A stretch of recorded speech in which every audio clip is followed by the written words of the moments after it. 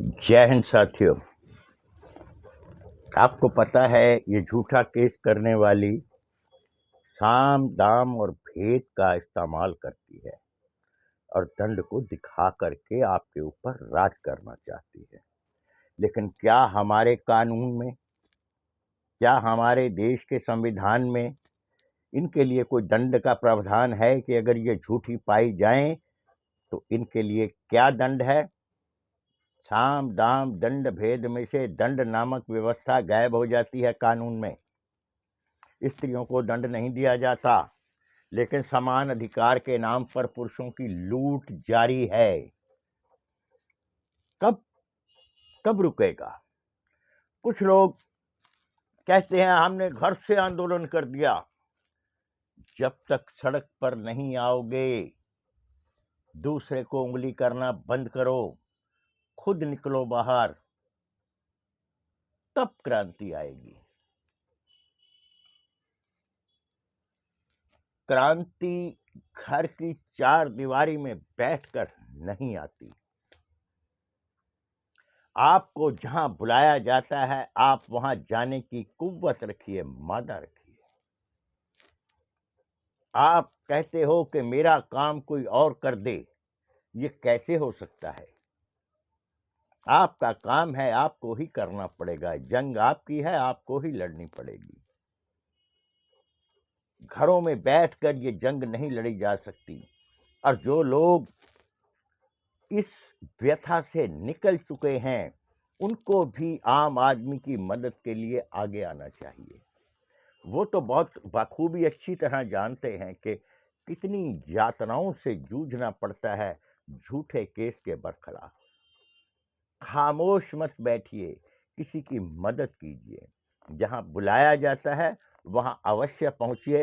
एक जन समूह को दिखाइए कि हम लोग प्रोटेस्ट करने आए हैं। यह प्रोटेस्ट आप एक बार करोगे, 4 बार करोगे, एक दिन यही प्रोटेस्ट क्रांति बन जाएगा।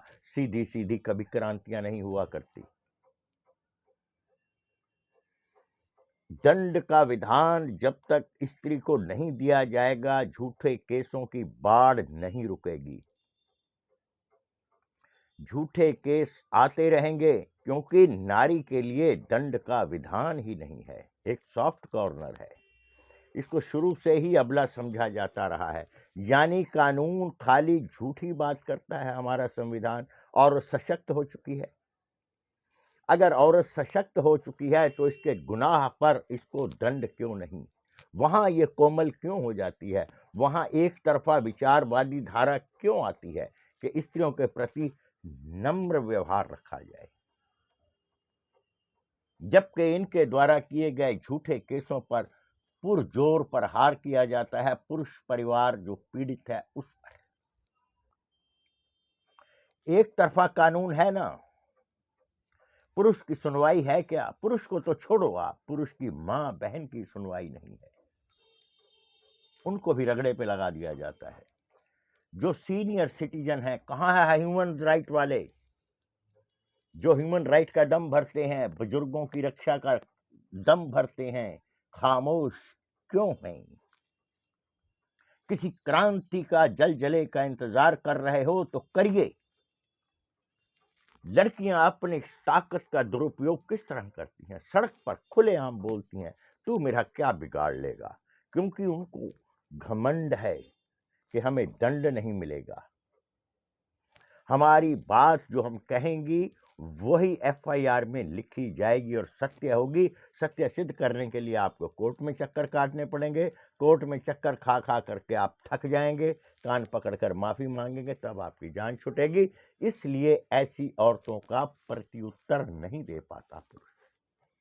नहीं तो जब लड़की गलत मलत बोलती है लड़के को और कहती है तू मेरा क्या बिगाड़ लेगा, इतनी जुर्रत लड़की कर नहीं सकती बिना कानून के सहारे के। अगर लड़की ताकतवर आप बनाना चाहते हैं तो देश को स्त्री प्रधान देश बना दीजिए। तो फिर पुरुषों की गरीब की सुनवाई कीजिए। एक आदमी कितनी मुसीबतों से पार होकर अपनी जिंदगी को स्टेबिलिटी पे लाता है और ये मात्र एक झूठा केस करके उसको अर्ध पागल अवस्था में पहुंचा देते हैं, यहाँ तक आ जाते हैं कि वो आत्महत्या तक कर लेते हैं अपने माँ बाप की सुरक्षा के लिए। इसलिए मैं फिर कहूंगा, निकलो बाहर मकानों से, जंग करो मैदानों में। आपको खुले में आना पड़ेगा। चार दीवारी में बैठकर आप ये नहीं कर सकते, आपको रोड पर आना होगा। जब जहां पर भी कोई संस्था या कोई भी एनजीओ अगर प्रोटेस्ट करती है, बहुतायत की मात्रा में आकर के उस जो उनका आंदोलन है उसका सफल बनाएं उसको, ताकि पता लगे कि लोग पीड़ा में हैं, तभी तो कानून बनेगा। दो आदमी बैठकर आपस में क्रांति नहीं लाते, एक दूसरे से बातें करते हैं। इसको कहते हैं जूम मीटिंग। तूने घर में क्या पकाया, तेरे घर में क्या पका, उसके साथ ऐसा हो गया, इसके साथ ऐसा होगा। इसको कहते हैं चुगलियां। जो चार आदमी बैठकर लाइव चुगलियां खेलते हैं, एक दूसरे के ऊपर अनावश्यक शक करते हैं, सारे एनजीओ पर शक करते हैं। कभी एनजीओ की महानता देखी है तुमने? कितने बच्चे बचाए हैं उन्होंने? उंगली उठा दी चुपचाप से। उंगलीबाजी बंद करो, मैदान में आओ। माँ का दूध पिया है, बाहर आके लड़ो सड़क पे। मैं लड़ता हूं ना, मेरे वीडियो देखे हैं ना आपने लड़ते हुए। इस बूढ़े आदमी में ताकत है, लड़ेगा, अंत तक लड़ेगा, जब तक बच्चों की पीड़ा कम नहीं हो जाती। और एक बात बता दूं, जो जो मेरी वीडियो देखता है वो लड़कियों से समझौता नहीं करता, झूठे केस करने वालियों से लड़ता है और उनको झुकाता है, झुकाएगा।